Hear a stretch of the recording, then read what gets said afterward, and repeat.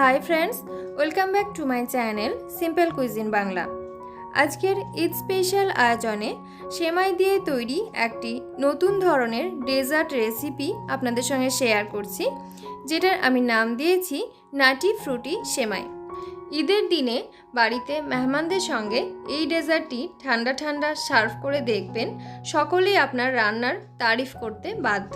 সাধারণ সেমাই দিয়ে যে এত সুন্দর একটা ডেজার্ট বানানো যায়, সেটা এই রেসিপিটি না দেখলে আপনারা কোনোভাবেই বিশ্বাস করতে পারবেন না।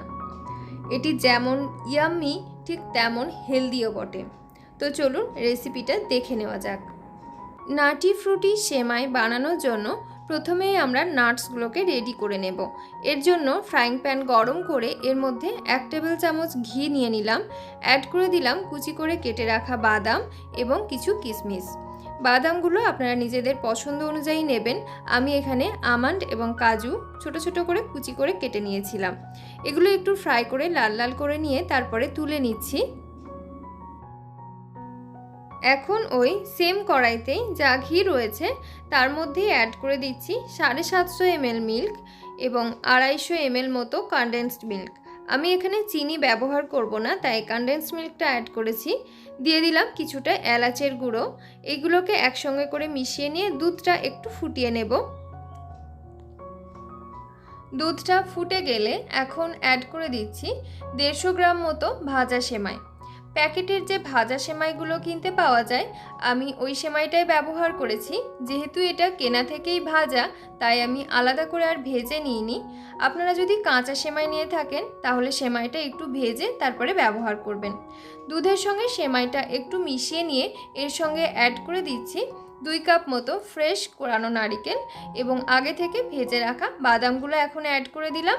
এইবারে মিল্কের সঙ্গে সেমাইটা ভালো মতো করে রান্না করে নিয়ে সেমাইটা যখন পুরোপুরিভাবে সিদ্ধ হয়ে যাবে, সেই পর্যায়ে গ্যাসের ফ্লেমটা অফ করে দেব এবং এই মিশ্রণটাকে ঠান্ডা করে নেব।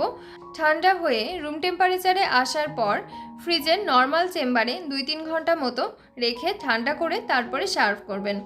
আপনি চাইলে ঈদের আগের দিন রাত্রে এটাকে বানিয়ে ওভারনাইট ফ্রিজে রেখে ঠান্ডা করে নিতে পারেন।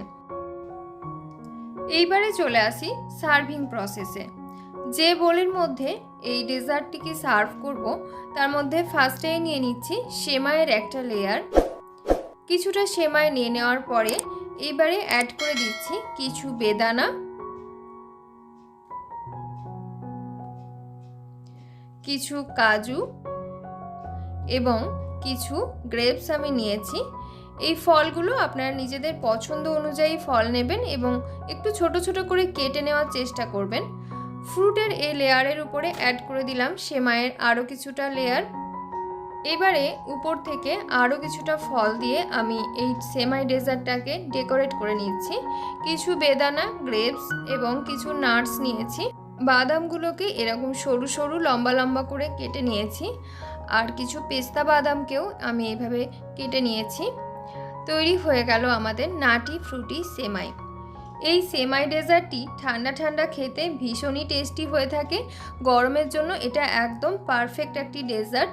ঈদের দিনে অবশ্যই আপনারা এটা একবার ট্রাই করবেন এবং মেহমানদের সঙ্গে সার্ভ করে তারা কেমন ফিডব্যাক দিল সেটা অবশ্যই আমাকে কমেন্টে জানাবেন। তো আজকের মতো এই পর্যন্তই। সকলে ঈদ খুব ভালোভাবে কাটান। ধন্যবাদ সকলকে।